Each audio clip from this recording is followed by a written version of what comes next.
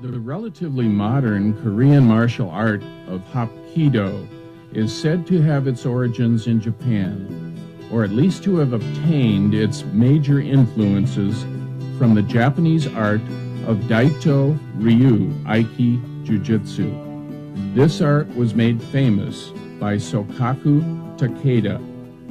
He is thought of by many as the last of the samurai, and was the teacher of Ueshiba, referred to as O-sensei, who founded Aikido based on Daito Ryu Jiu-Jitsu. Most Hapkido stylists believe that Takeda Shihan was the teacher for 30 years of the founder of Hapkido, Grandmaster Cheya. His name is spelled as Choi in English, but pronounced Cheya in Korean.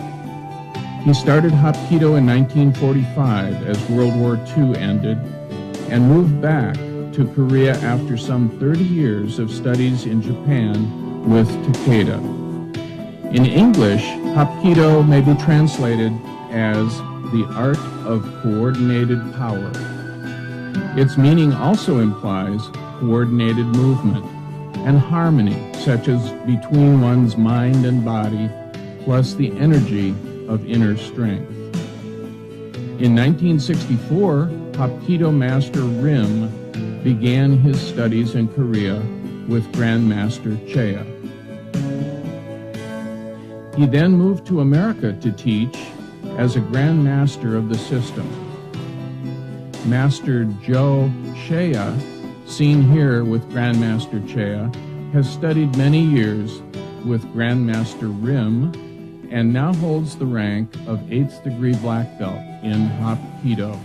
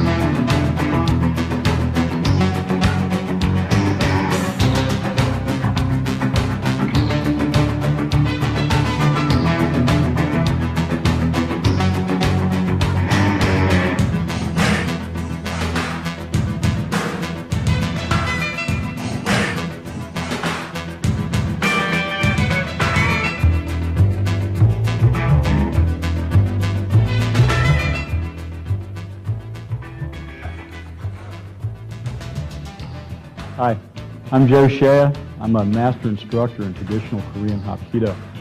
And this is volume 2 in a 5-volume set that we're doing for Black Belt Magazine. In volume 1, we looked at how Hapkido is practiced through the path of least resistance. And a beginning practitioner learns this path through exercises that they do. We also mentioned that this path of least resistance grows into a conscious and open connection with key energy, and the key energy is the basis for the movement as you get into the higher ranks. In this tape, we're going to talk a little bit about that connection with ki, and we're going to demonstrate a little bit higher motion in Hapkido.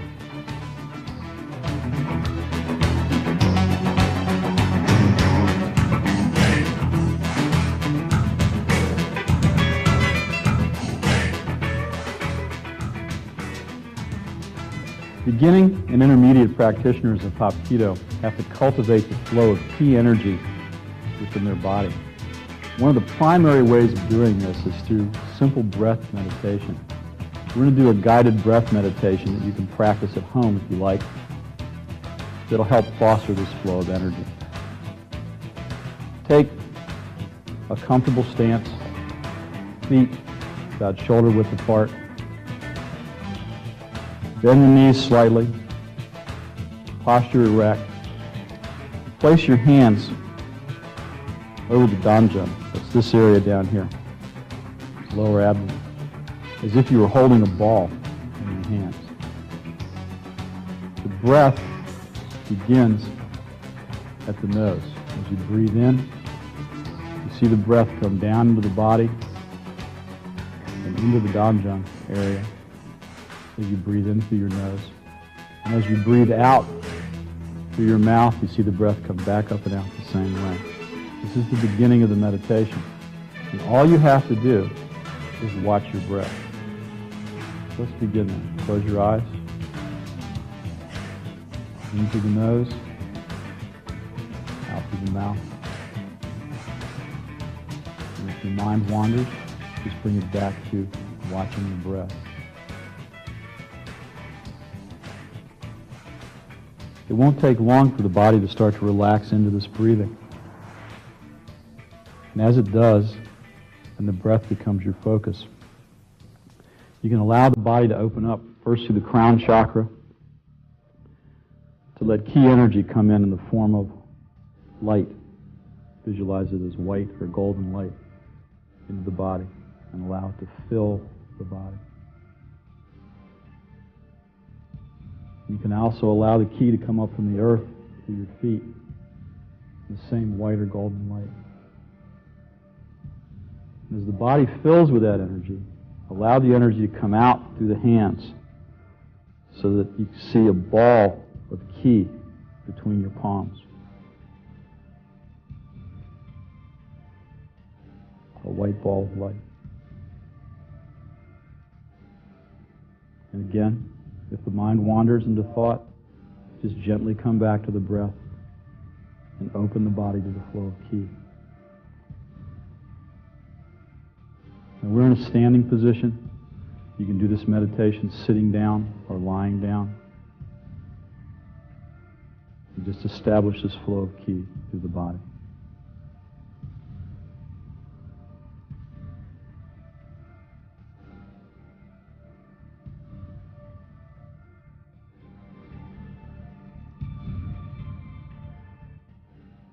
Ki meditation can last anywhere from 5 minutes to a half an hour, depending on the practitioner. Initially, it can be very hard to feel this energy move through your body. And there are some tricks you can use to foster this feeling of ki moving through the body. You can use visual imagery. Mike's going to help me with one of these images. Mike, are you right-handed or left-handed? Okay, we're going to use your dominant side hand, your right hand. I want you to hold your arm out, stand up strong and comfortable, make a fist, use your muscles and prevent me from bending your arm. Okay? I have a leverage advantage on you and a size advantage too, so when I step into this to bend it, when you're using your muscles, I can bend it pretty easily. I'm going to give you a visualization now that will allow ki to flow through that arm. Instead of using your muscles, we're just going to use this ki energy. So try to hold this image in your mind, and this little trick will work. Stand up comfortably again, about shoulder width apart with the feet, a little bend in your knees. Now imagine in the pit of your stomach a fire hydrant being sheared off and the water rushing up through your torso. All that water is going to rush up and out through this right arm. With an open hand and a relaxed arm, your fingers will act like the nozzles on the end of a fire hose. Water rushing out, backing up into the arm. When I go to bend your arm this time, instead of tensing your muscles, if your arm starts to move, just imagine more water pushing through it.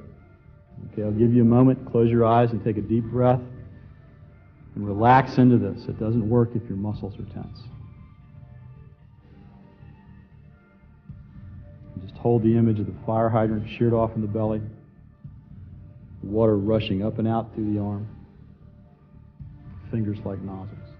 If you hold that image, I won't be able to bend your arm.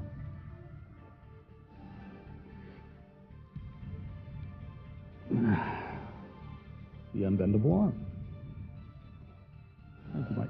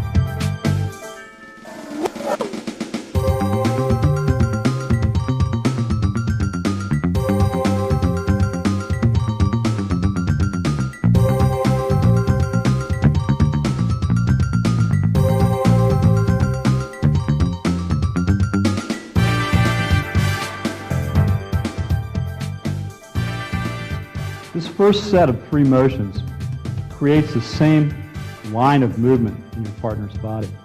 We're going to start with an exercise to an intermediate motion to a fighting motion.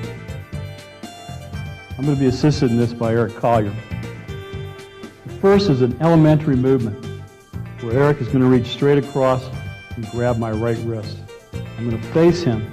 I'm going to move into him, placing my left hand on his collarbone. And I'm going to make an elliptical loop behind his back with my palm facing the mat. I lift this leg away from me so it doesn't ride up my crotch. This is the first of this series of movements.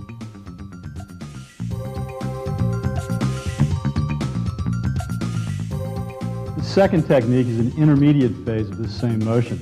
It's going to come from a 2-handed grab. Now, instead of going all the way behind Eric, I'm going to hook his wrist with my opposite palm and thumb. I'm going to step right next to him and make my loop. Because this is an intermediate phase, I'm also going to add a wrist lock to this motion. So I'm going to step up into him, bending his wrist and turning him, holding his hand flat while pressing into his elbow. The little pressure just hurts.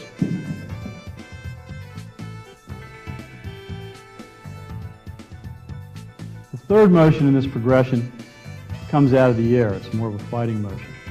Eric's going to jab at me with his left hand. I'm going to pick it up with a double inside block.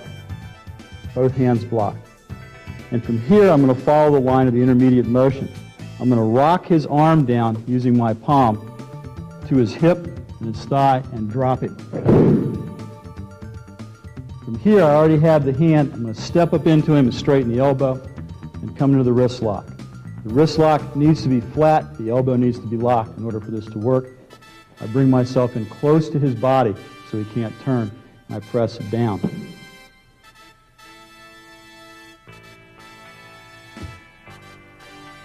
Okay, now I'd like to teach this sequence to 2 people. I'm going to get help from Mike and from Larry. You guys come together. Mike, you're doing the motion. It's a single hand grab to start, an elliptical takedown to Larry's rear. Okay, pretty good. I want to change it just a little bit. Larry, grab me, please. When you stepped around him, you weren't really doing the motion. You want to step through him. You came around him like this.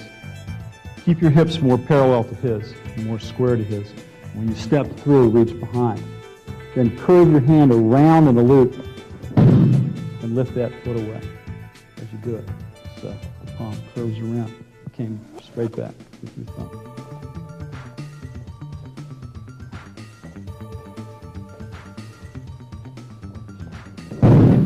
Good. Okay, the second motion is the same type of thing from the 2-handed grab, only you abbreviate the motion now, and when you make your loop, take it right next to his thigh. So grab both wrists and make that lock. Okay, that's pretty close. Let me just show you one thing on the lock. Okay, the motion was fine. Once you get down, you want to turn his wrist towards his thumb. See this? And step in next to his body. Don't reach away from yourself. This is difficult to maintain. You step in next to his body, you keep him from rolling back. All you have to do is press down, and it causes pain. Try one more time.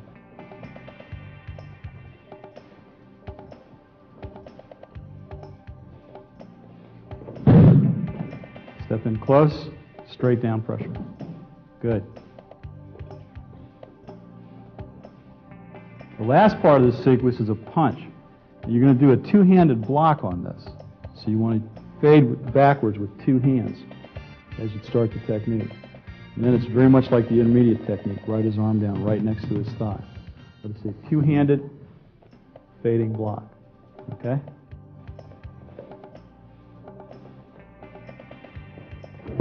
Good. Execute the same lock.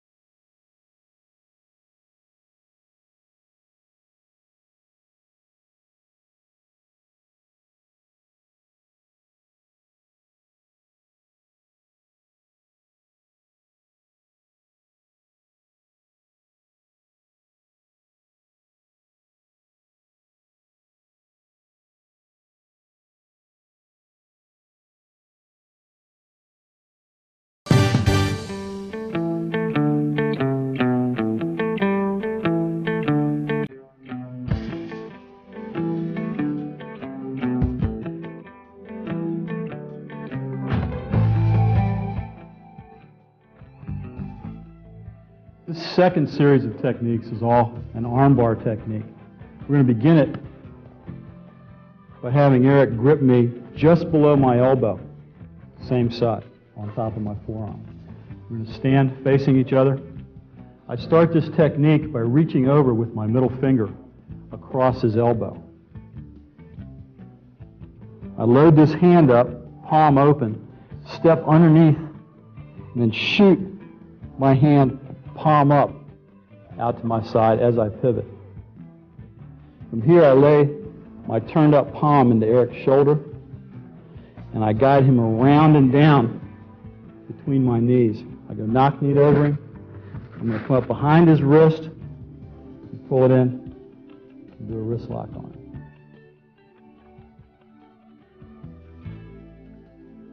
The second technique in this sequence begins with a rear bear hug. Eric will grab me from behind.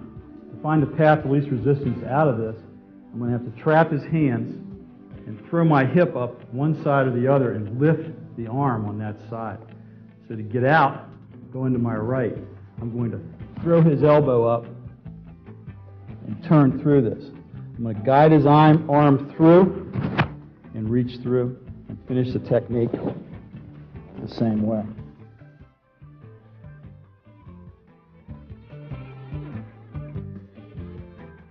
The third technique in this sequence comes out of the air as another straight punch. Eric's going to punch me with his right hand. I'm going to block him with what we call an overcupping block, being careful not to push him to one side or the other. All right? I'm going to guide this block around as he starts to correct his own motion and pull himself back until I'm standing next to him, shooting my arm through. The finish is the same as it was in the prior techniques, where I'll bring him down and pin him.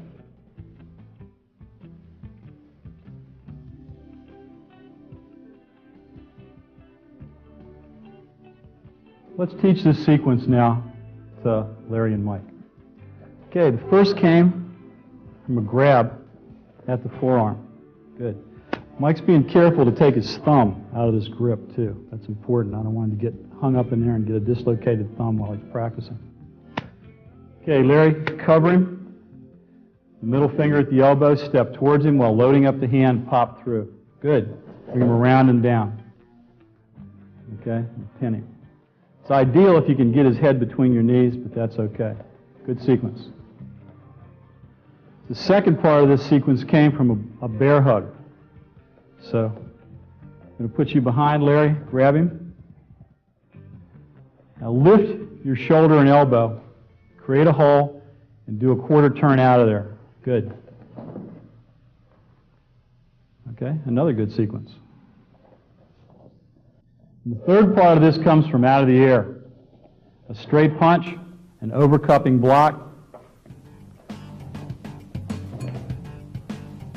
Good. There's just one thing I'm going to change on that.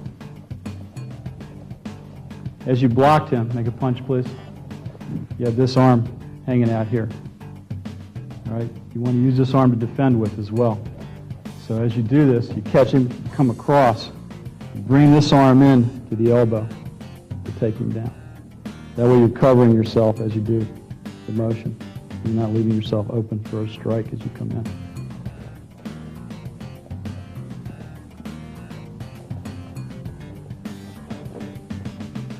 Good.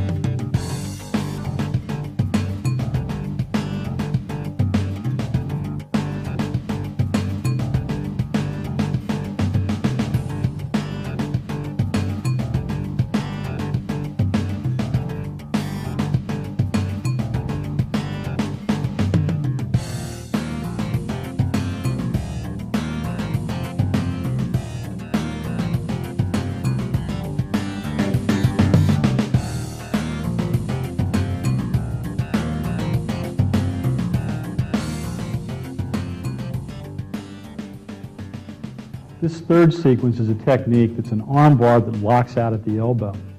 The first two movements are exercises, and the third movement is a fighting motion. We begin this from a chest grab. And Eric's going to take his thumb out of the mix again so I don't catch it and dislocate it. I start this motion with a double inside block and a fade laterally to my right. I want to stretch Eric across his shoulders and put his weight on the outside of his foot to complete this technique. I'm going to reach through with my middle finger at his elbow, draw the elbow towards me, and then I'm going to tuck my thumb in right at his elbow. I'll pin his hand in my armpit, and I'll reach underneath and grab my own hand and raise his elbow until he drops. I'll keep that hand in my armpit, place my hand behind his elbow, and torque his elbow by turning my hips into it. This is the end of the first technique.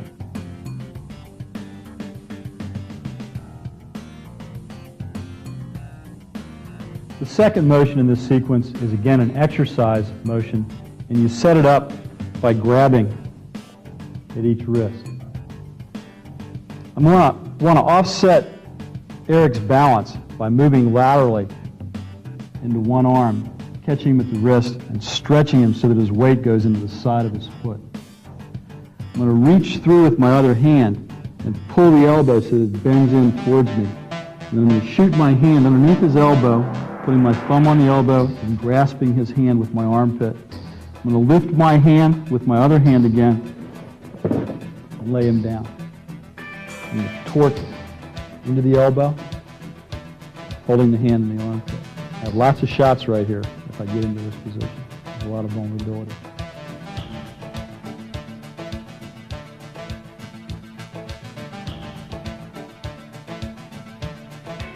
This third technique is a fighting technique.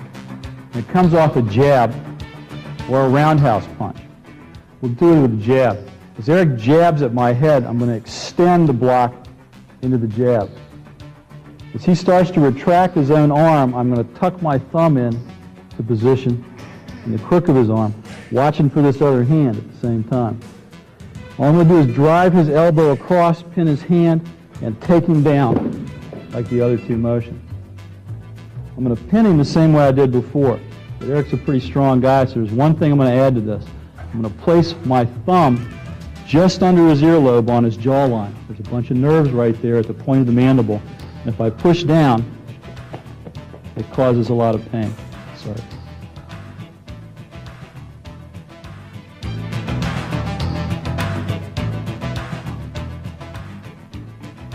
Okay, let's teach this elbow locking arm bar to Larry and Mike. Okay, first starts with a chest grab. Take your thumb out of the mix.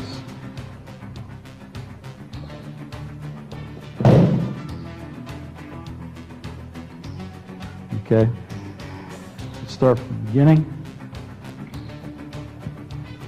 The initial motion was good, where you pulled him off to the side.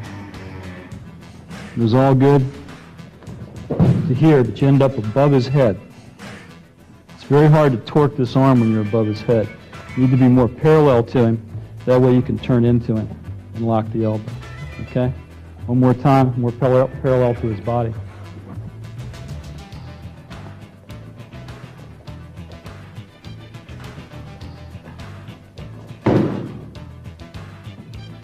Much better. The second technique starts from a two-hand grab on each wrist. So grab each wrist.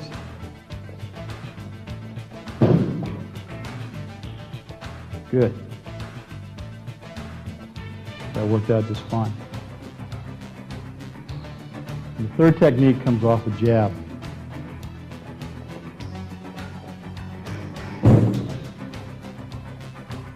And press the mandibular nerves. Okay? Do that again, only reverse positions.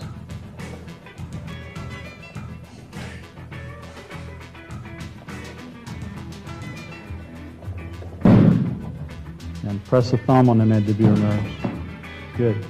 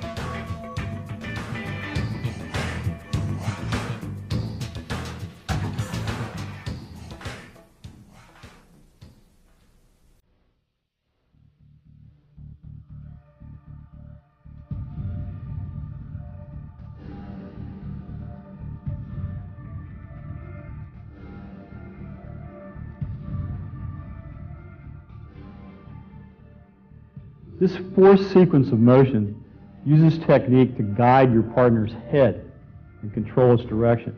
If you can control the direction and the movement of your partner's head, you can control their entire momentum. We're going to begin this with a chest grab. I have Eric grab me, take his thumb out of the mix again. I'm going to close on him in this exercise and lay my forearm across his chest and tuck my thumb right behind his head. I'm going to reach across with my opposite palm and place it up on his temporal lobe, the side of his head. I'm going to pull his head into me.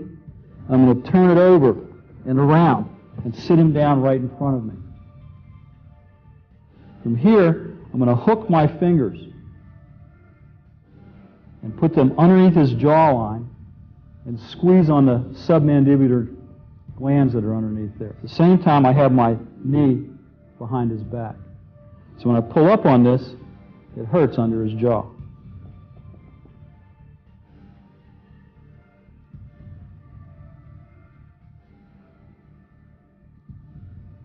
The second exercise in this sequence begins with Eric grabbing both my wrists. The technique is very similar to the first technique. I'm going to close on him, put one hand up, letting my thumb hook behind his head. The other hand reaches the temporal lobe. I'm going to pull him in and turn his head over and sit him up. Bracing his back with my leg, I'm going to come under his jaw and pull back on the submandibular glands.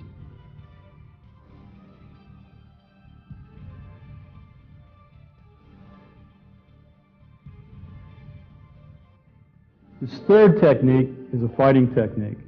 Eric's going to punch me with his right hand. I'm going to overcup the block, being careful not to try to change the direction of the block. As he starts to retreat, I'm going to place my hand up and under and do the same technique I did on the exercises, by pulling his head around and down. Because of my body position and proximity this time, Eric will get airborne. Okay, from here, I can't go for the submandibulars, so I'm going to go for the mandibular nerve group right below his ear. I'm going to push his head down and press into that.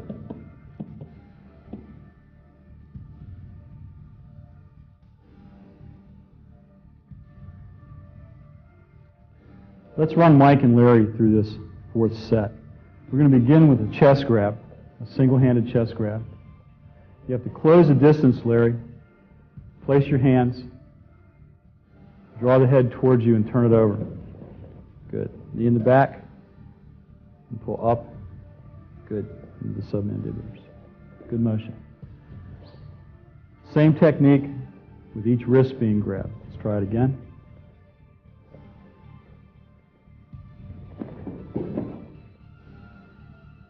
Okay, that was pretty good. There's one little thing I want to correct on it. Is your hand placement.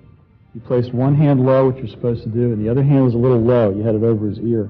Put it on top up here on the temporal lobe. And you place the hand. This gives you a little better leverage when you're turning the head over.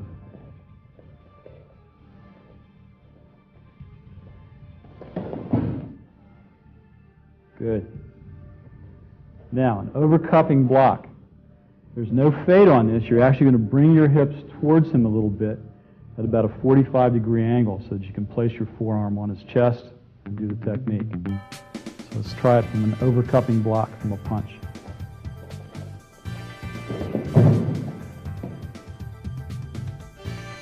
Okay, and you see that thumb placement? Okay, you have your thumb bent backwards this way. You want to lay your thumb in more on your palm and have it straight so you can push straight down into that nerve point. As you do it, make a little turn so you pick the nerves up. Good.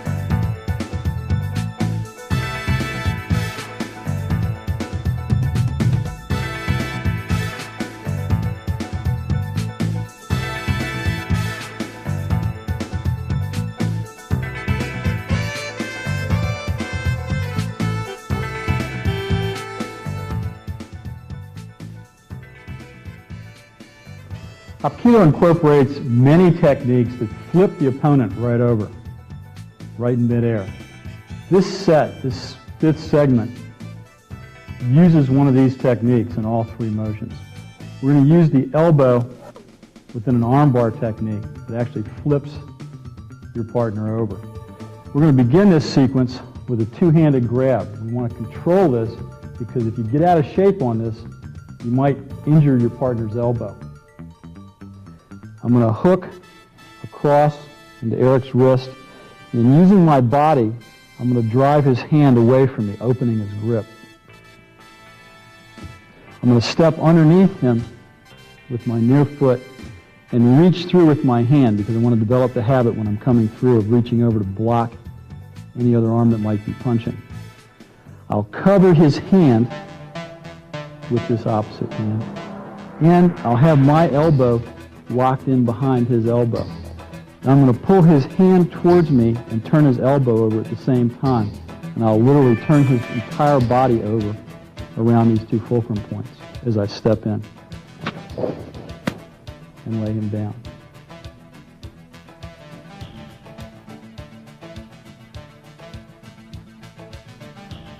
The second technique uses the same two fulcrum points as the first one, but we get there from a different way. Eric's going to start by grabbing me. This time his thumb is in play because I'm going to use the thumb in the lock to get to where I need to get to do this elbow flip. I'm going to take my same side hand and arm and envelop Eric's hand in mine. I'm going to draw my elbow into my body, and as I do that, his thumb will pop out into my grip. I'm grabbing the meat of his thumb in his palm. My thumb's running up his thumb, and my forefinger is pointing. This squares my hand up and gives me a maximum grip. From here, I'm going to point this forefinger past his forearm towards the floor. It turns him up and takes his tools away from my body for a moment.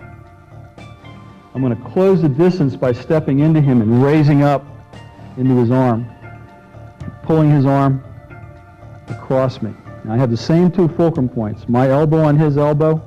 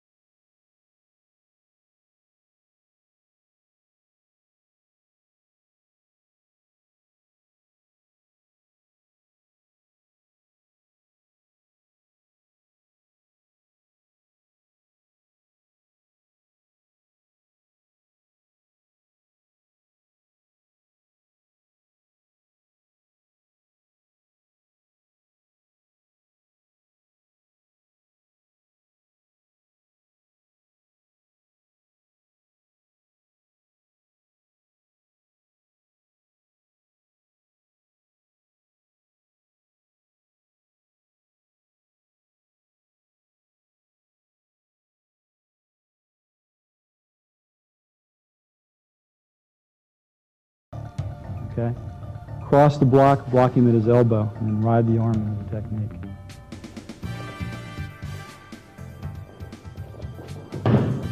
Good. Excellent motion.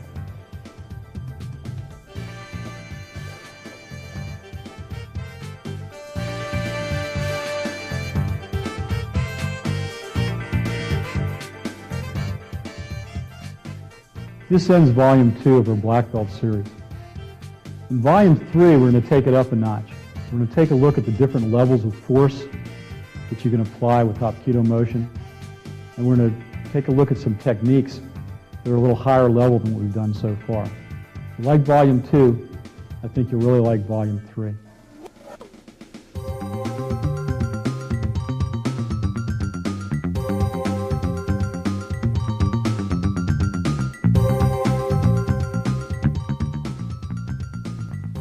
At the beginning of this lesson, and here at the end, we are privileged to see founding Grand Master of Hapkido, Yong-Sul Che.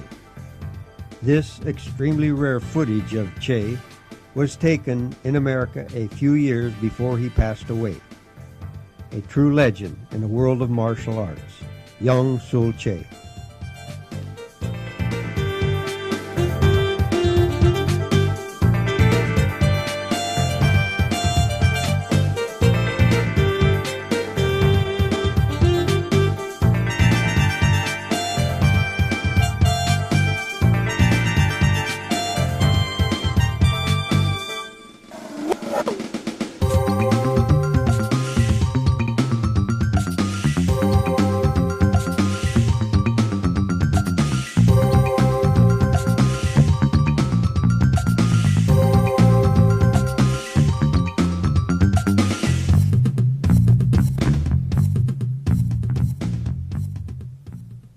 In this day and age, crime and violence is right behind you. You can fight back with self-defense, and the best source is Black Belt Magazine, the world's leading magazine of self-defense. Learn how to defend yourself with fully illustrated in-depth articles, interviews with martial arts celebrities, plus trends and current events. Go with the best, Black Belt. To subscribe today, call 1-800-57-KARATE. There is only one martial arts legend. That legend is Bruce Lee. In his lifetime, he authored and co-authored only 6 books, including the Tao of Jeet Kune Do, as featured in the movie Dragon, the Bruce Lee story. There is only one place you can get all 6 books written by Bruce Lee, O'Hara Publications. Don't settle for anything less than the original. To order your copy of a Bruce Lee book or any other titles about the martial arts, call 1-800-396-4272. What are martial arts? Mysterious. Building the body and mind. Devastating. Exciting. Learn how to defend yourself now. Let the experts show you on Black Belt Video. To order your Black Belt Video for only $29.95, call 1-800-581-5222.